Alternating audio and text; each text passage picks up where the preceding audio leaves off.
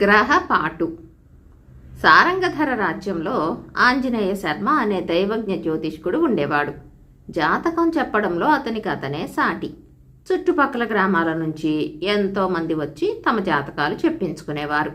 ఒకరోజు ఉబుసుపోక శర్మ ఆ రాజ్యమేలుతున్న విక్రముడి జాతకం చూశాడు. మేనమేషాలు గుణించాడు.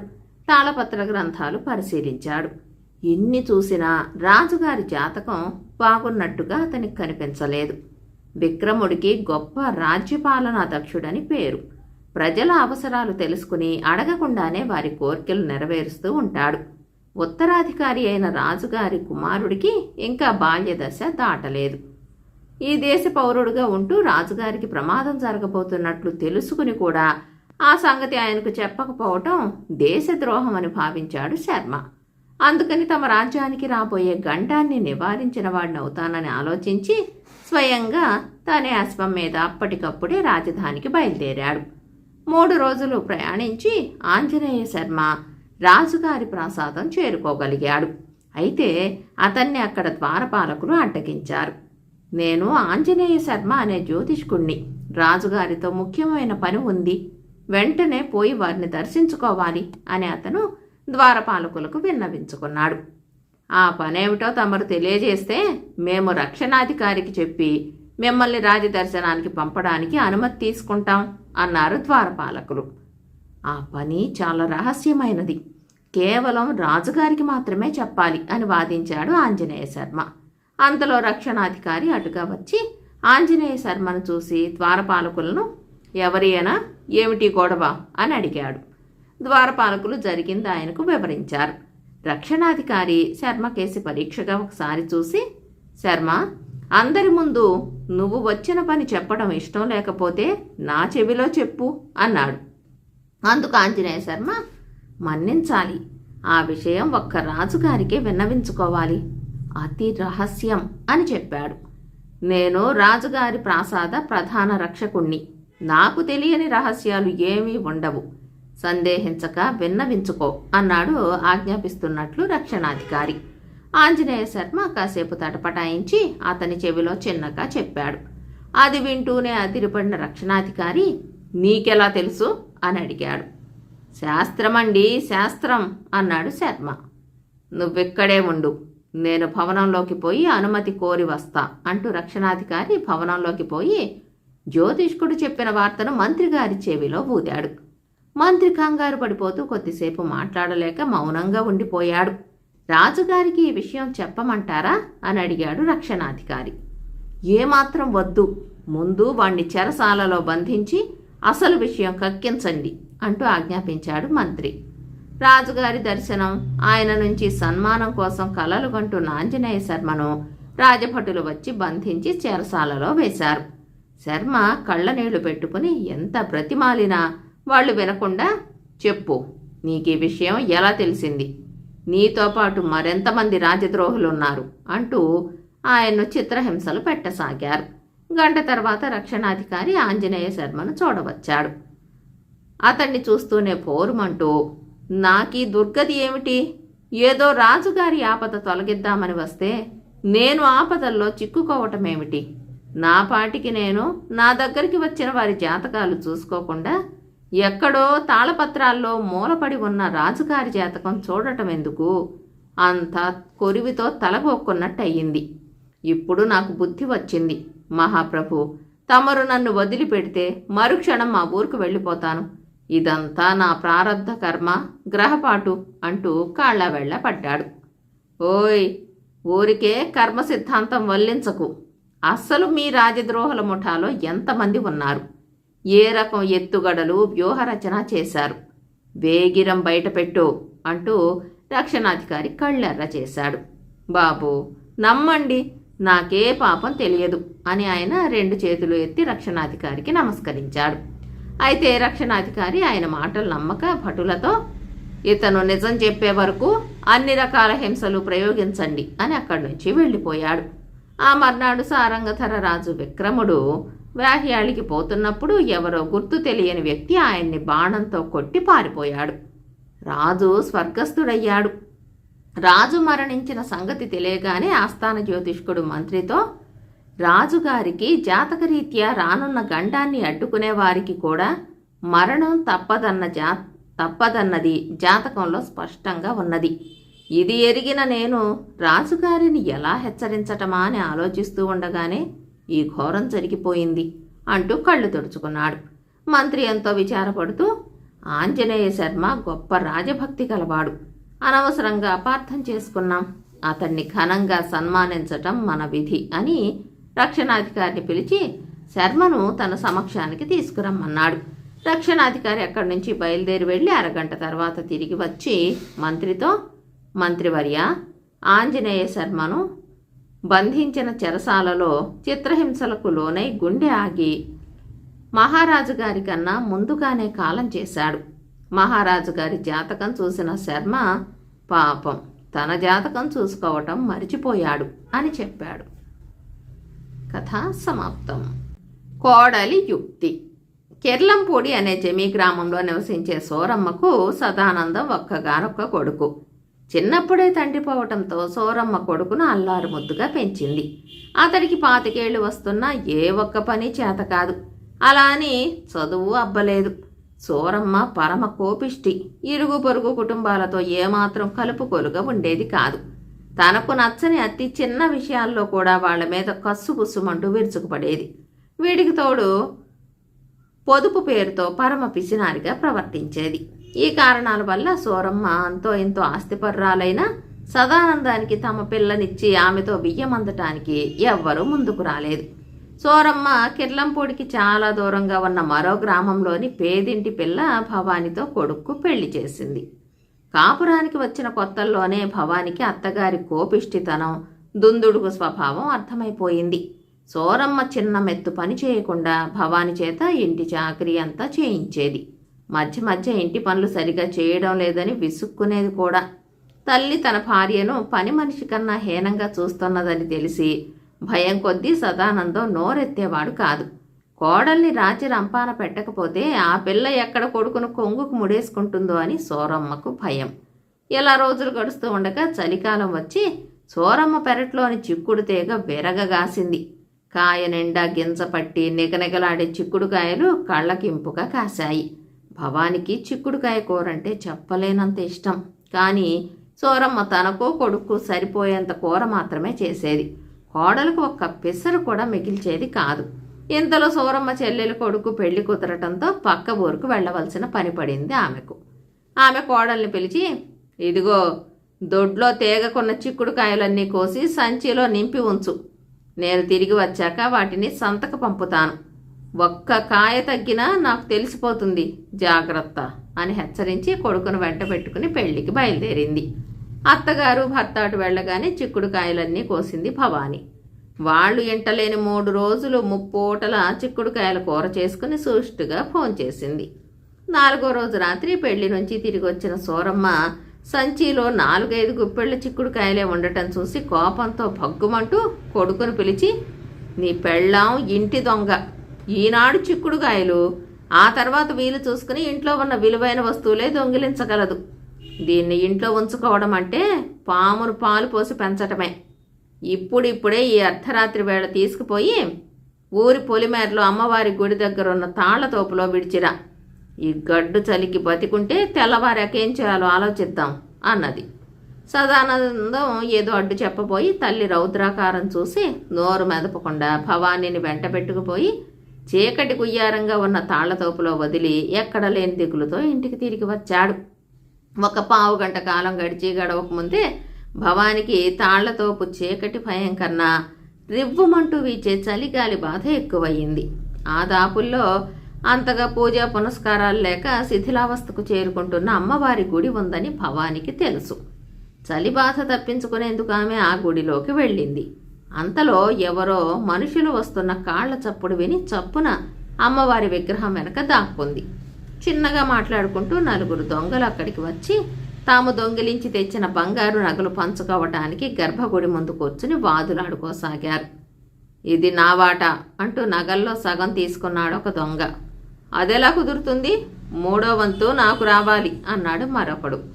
వీల్లేదు, నేను అసలు ఒప్పుకోను, 4కి సమాన వాటాలు అన్నాడు ఇంకొకడు కీచుకొంతుతో. ఇదంతా వింటున్న భవానికి హఠాత్తుగా పూనకం వచ్చినట్టయి, మరి నా వాటా మాట ఏమిటి? జాగ్రత్త, గొంతులు కొరికి నెత్తురు తాగ్గలను అన్నది కసురుతున్నట్టు. అంతే, మరుక్షణం దొంగలు అమ్మవారి కోపం వచ్చింది అంటూ నగలు అక్కడే వదిలి పారిపోయారు. భవానికి తను అనుకోకుండా చేసిన దుస్సాహసం, దొంగలు బెంబేలెత్తి పారిపోవటం అంతా కలలా తోచింది. ఇది ఒక మేలుకే అనుకుంటూ ఆమె దొంగలు వదిలిపోయిన నగలన్నీ ధరించి అత్తగారికి ఏం చెప్పాలో ముందే ఆలోచించుకుని తెల్లవారుతూ ఉండగా ఇంటికి తిరిగి వచ్చింది. ఇంటి ముందు కళ్ళాపి చల్లుతున్న సూరమ్మ భవానీని చూస్తూనే మూర్ఛపోయినంత పనిచేసి, ఎవరే నువ్వు? భవానివా? ఈ నగలేమిటి? అచ్చు నా చిన్నతనంలో చూసిన గుడిలోని కామాక్షమ్మలో ఉన్నావు అన్నది. అత్తలు ఆశ్చర్యపోవటం చూసి భవాని చిన్నగా నవ్వి, అత్తయ్య, ఈ నగలన్నీ గుడిలోని కామాక్షమ్మవారు కరుణించి ఇచ్చినవే. చలి చీకటి భయంతో నేను అమ్మవారి విగ్రహం వెనక సొమ్మసిల్లి పడుకున్నాను. కొంతసేపటికి గుడి అంతా వెలుగుతో నిండిపోయింది. 2 పండు ముత్తైదువులు లీలగా కనిపించి, మేము అమ్మవారి సేవికులం, ఈ నగలు నీవే, అమ్మవారి ప్రసాదం అంటూ నగలు నా ముందు పెట్టి కనుమరుగయ్యారు. నేను ఆశ్చర్యంగా నగలకేసి చూస్తూ ఉండగా అమ్మవారు ఏదో రహస్యం చెబుతున్నట్లు చిన్న గొంతుతో, భవానీ, ఈ లోకంలో అన్ని అనర్థాలకు మూలం పేదరికం. నువ్వు పేద ఇంట పుట్టినందువల్ల ఎన్ని కష్టాలు. గ్రామదేవతగా ఎవరెటువంటి వాళ్ళన్నది నాకు బాగా తెలుసు. నీ అత్త కోపతాపాలు మాని సాధు స్వభావం అలవర్చుకుంటే నిన్ను కరుణించినట్టే ఆమెను ఏదో విధంగా కరుణించగలను అని అన్నది అని యుక్తిగా చెప్పింది. భవానీలా చెప్పగానే సూరమ్మకు తను అమ్మవారి గుడికి పోయి నగలో బంగారమో తెచ్చుకోవాలన్న ఆశ కలిగింది. ఆ రాత్రి చీకటి పడ్డాక ఆమె అమ్మవారి గుడికి పోయి అమ్మవారికి చేతులెత్తి నమస్కరిస్తూ, అమ్మా తల్లి, ఈ రోజుతో నా కోపిష్టి గుణాన్ని వదిలేశాను. అంతగా కలదాన్ని కాను. నన్ను నా కోడల్ని కరుణించినట్లే కరుణించు అన్నది. సూరమ్మ మాట పూర్తి చేసే లోపల బయట అలికిడయ్యింది. ఎవరో వస్తున్నారని పసిగట్టి ఆమె అమ్మవారి విగ్రహం వెనక్కుపోయి దాక్కున్నది. ఇప్పుడు వచ్చిన వాళ్ళు రాత్రి వచ్చిన దొంగలే. తాము నిన్నటి రాత్రి విన్నది అమ్మవారి కంఠస్వరమా కాదా అన్న అనుమానం తేల్చుకోవడానికి వచ్చారు. దొంగల్లో ఒకడు అమ్మవారి విగ్రహానికి నమస్కరిస్తూ, అమ్మా, మేం వృత్తి దొంగలం కాదు. బతుకు తెరువు కోసం మరే దారి కనపడక చిల్లర దొంగతనాలు చేసి బతుకీడుస్తున్న వాళ్ళం. నిన్నటిలాగే ఇవాళ దొంగిలించిన ఈ నగలు పంచుకోవటానికి నీ పంచన చేరాం. మమ్మల్ని దొంగతనాలు మానమని ఆజ్ఞాపించదలిస్తే ఆ మాట కాస్త గట్టిగా చెప్పు తల్లి అన్నాడు. ఆ వెంటనే సూరమ్మ పెద్ద గొంతుతో, ఒరేయ్, ఆ నగలు అక్కడ పెట్టి తిరిగి చూడకుండా పారిపోండి. అలా చేయకపోతే మీ అందరినీ నిలువున విరుచుకు తింటాను అన్నది. మారిన కంఠస్వరం పసిగట్టిన ఓ దొంగ ధైర్యం చేసి అమ్మవారి విగ్రహం వెనక్కు వెళ్ళాడు. అక్కడ సూరమ్మ కనిపించేసరికి కోపం పట్టలేక చేతులు రెండూ పట్టుకుని బయటికి లాక్కువచ్చాడు. భయకంపితురాలైన సూరమ్మ తన కోడలు తెచ్చిన నగల సంగతి దొంగలకు చెప్పేసింది. పోయిన నగలు రాబట్టుకునేందుకు దొంగలు సూరమ్మను వెంటబెట్టుకుని వాళ్ళ ఇంటికి వచ్చారు. తన అత్త ఏం చేయబోతున్నదో ముందే ఊహించిన భవానీ తాను పిలిపించిన జమీందారులు నౌకర్లకు వాళ్లను నగలను అప్పగించింది. భవానీ తెలివితేటలను, సమయస్ఫూర్తిని, నిజాయితీని మెచ్చుకున్న జమీందారు ఆమెను కానుకలతో బహూకరించటమే కాక ఆమె భర్తకు దివాణంలో ఉద్యోగం ఇచ్చాడు. ఆనాటి నుంచి సూరమ్మ కోడల్ని పల్లెత్తు మాట అనకుండా కన్న కూతుర్లా చూడసాగింది. కథ సమాప్తం. ఉత్తరప్రదేశ్ జానపద కథ. భూస్వామి చొరకత్తి. కాళీవన గ్రామంలో సేఠ్ గిరిధర్ లాల్ అనే భూస్వామి ఉండేవాడు. ఆయన పొలాల్లో చాలామంది రైతు కూలీలు పనిచేస్తూ ఉండేవారు. భూస్వామికి ఇంకా ఆస్తిని పెంచుకోవాలనే పేరాశ లేదు గాని తన పొలాలలో పనిచేసే కూలీలకు వెంటనే కూలీ డబ్బులు ఇవ్వాలంటే మాత్రం గింజుకునేవాడు. లేనిపోని సాకులు చెబుతూ రేపు మాపు అని వాయిదాలు వేయడంలో ఒక విధమైన ఆనందం అనుభవించేవాడు. మరో చోటికి వెళ్లే అవకాశం లేనందువల్ల పేద కూలీలు ఆయన ఇచ్చినప్పుడు కూలీ డబ్బులు పుచ్చుకుంటూ నోరు మెదపకుండా కాలం వెళ్లపుచ్చసాగారు. కూలీలు తనను తిట్టుకుంటూ శాపనార్థాలు పెట్టకూడదన్న జాగ్రత్త కొద్దీ భూస్వామి పండుగ పర్వదినాల సమయాల్లో కూలీలను పిలిచి వారికి చెందవలసిన దాంట్లో కొంత చెల్లించేవాడు. మౌనంగా దాన్ని పుచ్చుకునే కూలీలు ఆ ఒక్కరోజైనా ఇంట్లో తమ భార్య పిల్లలు కడుపు నిండా తినే భాగ్యం లభించింది కదా అని తృప్తి పడేవారు. ఇంట్లో పాలిచ్చే ఆవులు వట్టిపోవడంతో 2 పాడి ఆవులను కొనడానికి భూస్వామి ఒకసారి పక్క పట్టణంలో నెల నెలా జరిగే పశువుల సంతకు వెళ్ళాడు. సంతలో 2 ఆవులను చూసి సంతోషంతో బేరం కుదుర్చుకున్నాడు. అనుకున్న దానికన్నా తక్కువ ధరకు లభించాయని లోలోపల మురిసిపోయాడు. అయితే ఇంటి నుంచి బయలుదేరే హడావిడిలో డబ్బు సంచిని ఇంటి వద్దే వదిలి వచ్చిన సంగతి హఠాత్తుగా గుర్తుకు రావడంతో ఉలిక్కిపడ్డాడు. ఆ తర్వాత పశువులను కొనడానికి డబ్బు ఎలాగా అని ఆలోచనలో పడ్డాడు. మంచి చౌక బేరం. ఇవాళ వదిలేస్తే రేపు ఉంటాయన్న నమ్మకం లేదు. ఎక్కడైనా ఎలాగైనా డబ్బులు సర్దుబాటు చేసుకుని ఆ రోజే పశువులను కొని తీరాల్సిందే అన్న నిర్ణయానికి వచ్చాడు. వడ్డీ వ్యాపారిని వెతుక్కుంటూ బయలుదేరాడు. సంతకు సమీపంలోనే ఒక వడ్డీ వ్యాపారి కనిపించాడు. భూస్వామి అతనికి సంగతి చెప్పి డబ్బు కావాలన్నాడు. వడ్డీ వ్యాపారి డబ్బు ఇవ్వడానికి సిద్ధంగా ఉన్నాడు, కానీ అందుకు ఏదైనా ఖరీదైన వస్తువు గాని ఆభరణం గాని తాకట్టు పెట్టాలన్నాడు. భూస్వామి వద్ద ఒక బంగారు పిడిగల చురకత్తి తప్ప మరేదీ లేదు. ఆయన తాత ఆయనకు కానుకగా ఇచ్చిన కత్తి అది. ఇల్లు వదిలి ఎప్పుడు బయలుదేరినా దారిలో దొంగల భయం కారణంగా ఆత్మరక్షణ కోసం ఆయన దాన్ని వెంట తెస్తూ ఉంటాడు. వడ్డీ వ్యాపారికి దాన్ని తీసి చూపాడు. దాన్ని తాకట్టు పెట్టుకుని డబ్బు ఇవ్వటానికి వ్యాపారి సమ్మతించాడు. భూస్వామి కత్తిని వడ్డీ వ్యాపారికి ఇచ్చి డబ్బు పుచ్చుకుని 4-5 రోజులలో వచ్చి వడ్డీతో సహా అప్పు చెల్లించి కత్తిని తీసుకుని వెళ్తానని చెప్పి బయలుదేరి సంతకు వెళ్ళి పశువుల వ్యాపారికి డబ్బు చెల్లించాడు. తన వెంట వస్తే కడుపు నిండా భోజనం పెడతానని చెప్పి ఒక యువకుడి సాయంతో 2 పశువులను తోలుకుని తన గ్రామానికి వెళ్ళిపోయాడు. 5 రోజులు గడిచిపోయాయి. వారం గడిచిపోయింది. వడ్డీ వ్యాపారి భూస్వామి కోసం ఎదురు చూశాడు, కానీ ఆయన రాలేదు. 2 వారాలు, నెల, 2 నెలలు దొర్లిపోయాయి. కానీ భూస్వామి జాడ తెలియలేదు. ఆయన ఇచ్చి వెళ్లిన బంగారు పిడిగల చురకత్తిని ఏం చేయాలో వడ్డీ వ్యాపారికి తోచలేదు. దాన్ని అమ్మితే తను ఇచ్చిన అప్పు వడ్డీకి సరిపడే డబ్బు వస్తుందా అని ఆలోచించాడు. దాన్ని అమ్మ చూపితే తన ప్రతిష్ట దెబ్బతినగలదని అనుమానించాడు.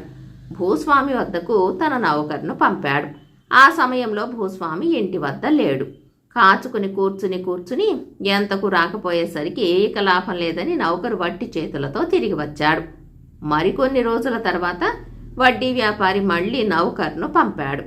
భూస్వామి ఒంట్లో నలతగా ఉందని, ఇప్పుడే పడుకున్నాడని, లేపకూడదని ఇంట్లో వాళ్ళు చెప్పడంతో నౌకరు వెళ్లిన పని పూర్తి కాకుండానే తిరిగి రాక తప్పలేదు. తమ నౌకర్ను పంపిన సంగతి భూస్వామికి తెలిసే ఉంటుంది కనుక ఆయన వచ్చి తన బాకీ చెల్లించి కత్తిని తీసుకువెళ్లగలడని వడ్డీ వ్యాపారి మరికొన్నాళ్ళు ఆశతో ఎదురుచూశాడు. అయినా ఎలాంటి ప్రయోజనం లేకపోయింది. వడ్డీ వ్యాపారి తీవ్రంగా ఆలోచించి బాకీ వసూలుకు ఒక పథకం వేశాడు. ఒకనాటి ఉదయం ఆ ఊరి క్షురకుడు వ్యాపారి జుత్తు కత్తిరించటానికి వచ్చాడు. ఆ సమయంలో వ్యాపారి పక్క ఊరి భూస్వామి గిరిధారిలాల్ పశువులను కొనడానికి చురకత్తి ఇచ్చి డబ్బు పుచ్చుకున్న సంగతి, ఆ డబ్బు ఇంతవరకు తిరిగి చెల్లించని సంగతి క్షురకుడితో యథాలాపంగా ప్రస్తావించాడు.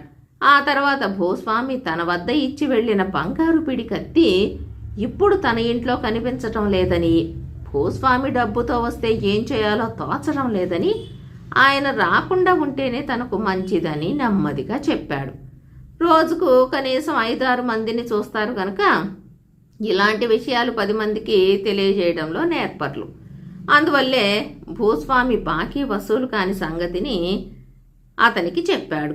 దాంతోపాటు భూస్వామి కత్తి మటుమాయమైందని కూడా చెప్పాడు. వ్యాపారి ఊహించినట్లే అతను భూస్వామి గిరిధారిలాల్ సేటు వద్దకు వెళ్ళినప్పుడు వ్యాపారి చెప్పినదంతా ఆయనకు తూచా తప్పకుండా చెప్పేశాడు. తను పుచ్చుకున్న బాకీ తిరిగి చెల్లించనందుకు ఆయన అన్ని రోజులు సిగ్గుపడలేదు. ఎందుకంటే అది వ్యాపారికి తనకు మాత్రమే తెలిసిన విషయం అనుకున్నాడు. అయితే ఇప్పుడు ఆ సంగతి అతని ద్వారా ఊరంతా తెలిసిపోయింది. ఇక ఊరుకుని లాభం లేదనుకున్నాడు. వెంటనే వడ్డీ వ్యాపారికి ఇవ్వవలసిన బాకీ మొత్తం అసలు వడ్డీతో కలిపి ఒక పట్టు సంచిలో వేసుకుని అందులో ఒక దమ్మిడి కూడా వ్యాపారికి ఇవ్వవలసిన అవసరం ఉండదన్న ధీమాతో బయలుదేరాడు. వడ్డీ వ్యాపారి వద్దకు వెళ్ళి డబ్బు తెచ్చానని, తన కత్తిని తీసుకురమ్మని చెప్పాడు. వ్యాపారి కత్తినెవరో దొంగిలించారని చెప్పటంతో భగ్గుమంటూ లేచి, ఏమిటి, దొంగిలించకపోయారా? నా కత్తినా? దీన్ని నన్ను నమ్మమంటావా? అసలు కత్తిని తాకట్టు పెట్టుకుని ఏ వడ్డీ వ్యాపారి అయినా అప్పిస్తాడా ఏమిటి? ఏమిటి నువ్వంటున్నది అని గద్దించాడు భూస్వామి. తను తాకట్టు పెట్టింది బంగారు పిడిగల కత్తి అన్న సంగతి బయట పెట్టకుండా జాగ్రత్త పడుతూ. ఆయన అరుపులు విని వీధిలో వెళ్తున్న కొందరు అక్కడ గుమిగూడారు. వాళ్లను చూడగానే మరింత ఉత్సాహం పుంజుకున్న ఆయన, సరే, కత్తిని తాకట్టు పెట్టి తీసుకున్నాననే అనుకుందాం, వెళ్ళి ఇంట్లో మరొకసారి వెతికి చూడవచ్చు కదా అన్నాడు. వ్యాపారి ఇంట్లోకి వెళ్ళి వట్టి చేతులతో తిరిగి వచ్చి కత్తి కనిపించలేదని అంటాడని, దాంతో తాను అతనికి దమ్మిడి బాకీ లేదన్న సంగతి 10 మంది ఎదుట రుజువైపోతుందని భూస్వామి ఆశించాడు. చేసేది లేక వ్యాపారి, సరే, వెళ్ళి మరోసారి వెతికి చూస్తాను అంటూ సంకోచంగానే ఇంటి లోపలికి వెళ్ళాడు. చాలాసేపటి వరకు బయటికి రాలేదు.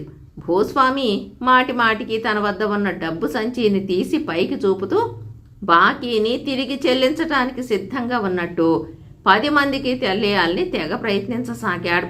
తనెంతో నిజాయితీపరుడనని 10 మందిని నమ్మించాలన్నదే అతని తాపత్రయం. ఉన్నట్టుండి వడ్డీ వ్యాపారి ఇంటి నుంచి వెలుపలికి దూసుకువచ్చి, దొరికింది సేట్జీ, దొరికింది, నీ కత్తి దొరికింది. దీన్ని ఎంతో జాగ్రత్తగా దాచాను. ఆ సంగతే మర్చిపోయాను. అందుకే మామూలు చోట్లలో కనిపించలేదు. ఇప్పుడు గుర్తొచ్చి అక్కడ చూశాను, దొరికిపోయింది. ఇదిగో మీ కత్తి, తీసుకోండి. నాకు చెందవలసిన బాకీ వడ్డీతో సహా చెల్లించండి. ఎన్నాళ్ళు రాని బాకీ ఇప్పుడు వచ్చేస్తోంది అన్నాడు సంతోషంగా చుట్టుపక్కల గుమిగూడిన జనాన్ని ఒకసారి కలయ చూస్తూ. వడ్డీతో సహా బాకీని చెల్లించటం తప్ప మరో మార్గం కనిపించలేదు భూస్వామికి. కత్తిని తీసుకుని డబ్బు సంచిని వ్యాపారి చేతిలో పెట్టి తల వంచుకుని వెళ్ళిపోయాడు. అవమానంతో జనం కేసి తిరిగైనా చూడలేదు. ఈ జరిగిన దానితో భూస్వామి గొప్ప గుణపాఠం నేర్చుకున్నాడు. ఆనాటి నుంచి తన పొలంలో పనిచేసే కూలీలకు ఇదిగో అదిగో అంటూ వాయిదాలు వేయకుండా ఏ రోజు కూలీ డబ్బులు ఆ రోజే చెల్లించటం మొదలుపెట్టాడు. ఆ మార్పును చూసి కూలీలు ఎంతగానో సంతోషించారు. కథ సమాప్తం. బేతాళ కథ. శరనిధి చదరంగం. పట్టువదలని విక్రమార్కుడు చెట్టు వద్దకు తిరిగి వెళ్లి చెట్టుపై నుంచి శవాన్ని దించి భుజాన వేసుకుని ఎప్పటిలాగే మౌనంగా శ్మశానం కేసి నడవసాగాడు.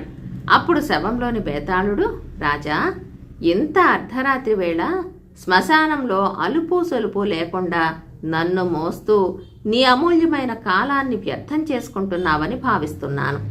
నీ శ్రమంతా చివరకు ఎందుకు కొరగాకుండా పోతుందేమో అని నా అనుమానం. కొంతమంది వ్యక్తులకు కొన్ని క్రీడలపై చాలా మక్కువ ఉంటుంది. చదరంగ ప్రియుడైన శరనిధి అనే రాజు ఒక గంధర్వుడితో ఆడి గెలిచిన పందెం మూలంగా తాను తిరిగి యవ్వనవంతుడయ్యే సువర్ణావకాశాన్ని మందబుద్ధితో చానబిడుచుకున్నాడు. ఆయన కథ చెబుతాను, శ్రమ తెలియకుండా విను అంటూ ఈ విధంగా చెప్పసాగాడు. మధువనిని పాలించే శరనిధికి చదరంగం అంటే ప్రాణం. రాజధానిలో ఏడాది పొడవునా చదరంగం పోటీలు నిర్వహిస్తూ ఉండేవాడు. శరనిధి భార్య ప్రభావతీదేవి, ఆయన 2 కుమార్తెలు వైజయంతి, మేఘన చదరంగం పట్ల ఎక్కడా లేని ఆసక్తి కనబరిచేవారు. ఇలా ఉండగా ఒక పున్నమి నాటి రాత్రి వైజయంతి, మేఘన ఉద్యానవనంలో చంద్రశిలా వేదికపై కూర్చుని చదరంగం ఆడసాగారు. ఆ సమయంలో ఆకాశయానం చేస్తున్న సమీరుడు అనే గంధర్వుడు ఈ దృశ్యం చూసి ముచ్చటపడి రథాన్ని ఉద్యానవనంలో దింపాడు. తర్వాత అదృశ్య రూపంలో ఉండి వైజయంతి ఆటలో నెగ్గగానే వారి ముందు ప్రత్యక్షమై, ఆహా, అద్భుతంగా ఆడావు వైజయంతి అని మెచ్చుకున్నాడు. అకస్మాత్తుగా తమ ఎదుట పడిన గంధర్వుణ్ణి చూసి యువరాణులు అయోమయంలో పడ్డారు. గంధర్వుడి మాయాజాలం నుంచి మొదట తేరుకున్న వైజయంతి, గట్టి కాపలా ఉన్న ఈ ఉద్యానవనంలోకి ఎలా రాగలిగారు అని ప్రశ్నించింది. నా పేరు సమీరుడు, గంధర్వుణ్ణి, చదరంగ ప్రియుణ్ణి. వెన్నెల్లో రథం మీద గగన విహారం చేస్తూ మిమ్మల్ని చూసి కిందకు దిగాను. అభ్యంతరం లేకపోతే మీలో ఒకరితో చదరంగం ఆడాలని ఉన్నది అన్నాడు. ఎందుకు వైజయంతి సరేనని తల ఊపింది. వెంటనే ఆట ప్రారంభమయ్యింది. అరఘడియ కాలంలోనే గంధర్వుడు వైజయంతిని ఓడించి మేఘన వైపు తల తిప్పి, నీకు ఆడాలని ఉన్నదా అని అడిగాడు. ఎలాగూ తాను ఓడిపోతానని తెలిసినా గంధర్వుడితో ఆడిన అనుభవం ఒక అపూర్వమైన స్మృతిగా ఉంటుందని భావించి తలూపింది మేఘన. ఆట ఆరంభమయ్యింది. మేఘన ఎంతో జాగ్రత్తగా ఆచితూచి ఎత్తులు వేయసాగింది. అయితే 10 ఎత్తుల్లో గంధర్వుడు మేఘనను చిత్తుగా ఓడించి, చూసావా నా కౌశలం అన్నట్టు చిరునవ్వు నవ్వాడు. వచ్చే పున్నమికి ఇదే సమయానికి మళ్ళీ వస్తాను, మరొకసారి ఆడదాం అని చెప్పి గంధర్వుడు రథం వైపుకు నడిచాడు.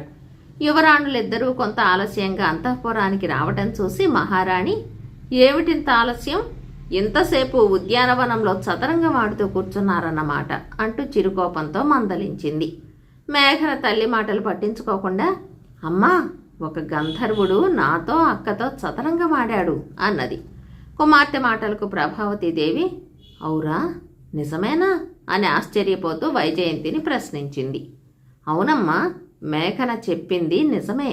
రాబోయే పున్నమి నాడు మళ్ళీ వస్తానని చెప్పి వెళ్ళాడు అని బదులిచ్చి తల్లి సందేహాన్ని నివృత్తి చేసింది వైజయంతి. ఇంతలో రాజు శరనిధి అక్కడికి వచ్చాడు. రాణి ఆయనకు గంధర్వుడు యువరాణులతో చదరంగమాడిన విషయం చెప్పింది. ఇది విన్న ఆయన అబ్బురపడిపోతూ కుమార్తెల ద్వారా వివరంగా అంతా తెలుసుకుని, అయితే గంధర్వుడు మళ్ళీ వస్తాడన్నమాట అని ఏదో ఆలోచించసాగాడు. చూస్తూ ఉండగానే మళ్ళీ పున్నమి వచ్చింది. తొలిచాము గడుస్తూ ఉండగా వైజయంతి మేఘనలు ఎప్పటిలా చంద్రశిలా వేదికపై కూర్చున్నారు. రాజదంపతులు దాపులో ఉన్న మరుమల్లె పొదచాటును నిలబడి ఆసక్తిగా గంధర్వుడి రాక కోసం చూడసాగారు. కొద్దిసేపట్లో గంధర్వుడు ఆకాశం నుంచి రథంలో ఉద్యానవనంలో దిగుతూనే మరుమల్లె పొదకేసి దృష్టి సారించి, శరనిధి, పట్టపు దేవేరితో పూపొదమాటును నిలబడటం ఎందుకు?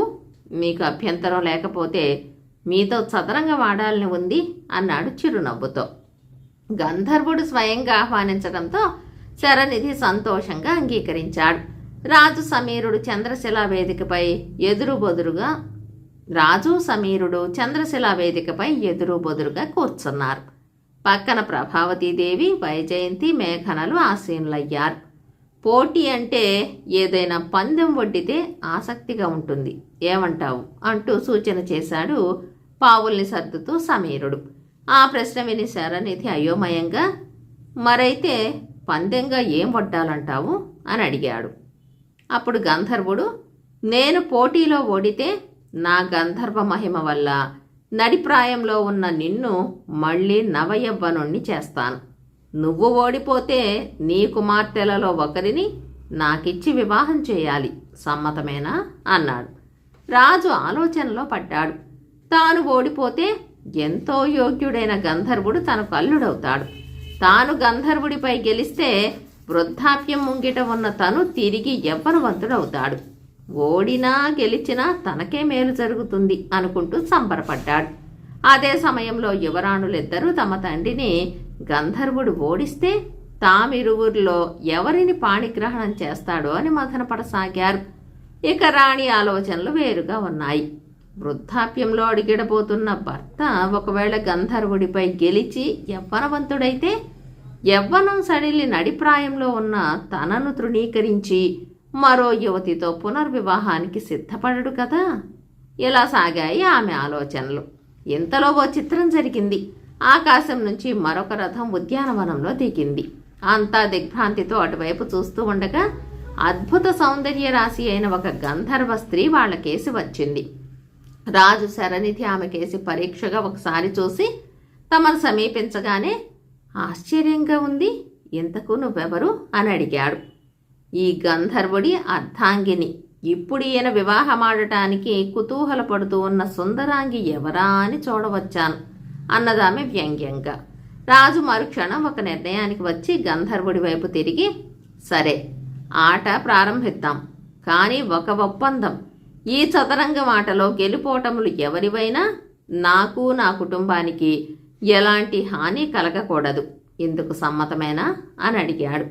గంధర్వుడు తన భార్యకేసి ఒకసారి అయిష్టంగా చూసి శరనిధితో, నీ ఆలోచన నేను గ్రహించాను, ప్రమాణపూర్వకంగా మాట ఇస్తున్నాను, మీలో ఎవ్వరికీ చిన్న మెత్తు కూడా కీడు జరగదు అన్నాడు. ఆట ప్రారంభం కాగానే గంధర్వుడు మధ్య మధ్య బిడియంగా తన భార్యకేసి చూస్తూ ఆట కొనసాగించాడు. ఆటలో గంధర్వుడి భార్య రాజు శరనిధికి పరోక్షంగా సాయపడింది. గంధర్వుడు ఓడిపోయాడు. దీనికి ఖిన్నుడైపోయిన గంధర్వుడు శరనిధిని యవ్వనవంతుణ్ణి చేయడానికి ఏదో మంత్రం పఠించబోగా ఆయన, నాకు ఏ యవ్వనమూ అవసరం లేదు అన్నాడు. బేతాళుడు ఈ కథ చెప్పి, రాజా, శరనిధి ప్రవర్తనలో ఏదో తెలియని సందిగ్ధము, చపలత్వము ఉన్నాయని తెలుస్తూనే ఉన్నది కదా. రాజు చదరంగంలో ఓడినా గెలిచినా లాభదాయకంగా ఉండే పందాన్ని గంధర్వుడు పేర్కొనడం శరనిధి అదృష్టం. తీరా పందెం గెలిచాక యవ్వనం వద్దనటం చపలత్వం కాదా? ఒకవేళ రాజు పందెంలో ఓడి ఉంటే తన కుమార్తెలలో ఒకరిని గంధర్వుడికిచ్చి వివాహం జరిపించాల్సి వచ్చేది కదా. ఈ సందేహాలకు సమాధానం తెలిసి కూడా చెప్పకపోయావో నీ తల పగిలిపోతుంది అన్నాడు. దానికి విక్రమార్కుడు, మానవ సహజమైన బలహీనతతో రాజు శరనిధి సమీరుడు పందెం సూచించినప్పుడు గెలిచినా ఓడినా తనకే లాభమని సంబరపడ్డ మాట నిజం. అయితే ఆట మొదలు కాకముందే గంధర్వుడి భార్య తన భర్త సమీరుడి అసలు రంగు బయటపెట్టింది. ఒకవేళ పందెంలో తాను ఓడిపోయి తన కుమార్తెలలో ఒకరిని గంధర్వుడితో వివాహం జరిపించి ఉంటే ఎంత అనర్థం జరిగి ఉండేదో శరనిధి గ్రహించాడు. అలాగే గంధర్వుడి మూలంగా తాను యవ్వనవంతుడైన భవిష్యత్తులో వచ్చే సమస్యల్ని కుశాగ్ర బుద్ధి కలిగిన ఆయన ఊహించగలిగాడు. తన కుమార్తెల వయసుకు తాను వస్తే వాళ్ళు తనను తండ్రిగా ఎలా భావించగలరు? అదేవిధంగా తన పట్టపు రాణి నడిప్రాయంలో ఉండి తానేమో మిసి యవ్వనంలో ఉంటే ఇద్దరూ ప్రజల దృష్టిలో నవ్వుల పాలు కారా? ఇందువల్ల శరనిధి తీసుకున్న నిర్ణయంలో సందిగ్ధము, చపలత్వము అంటూ ఏవీ లేవు అన్నాడు. రాజుకి ఈ విధంగా మౌనభంగం కలగగానే బేతాళుడు శవంతో సహా మాయమై తిరిగి చెట్టెక్కాడు. కథ కంచికి మనమింటికి.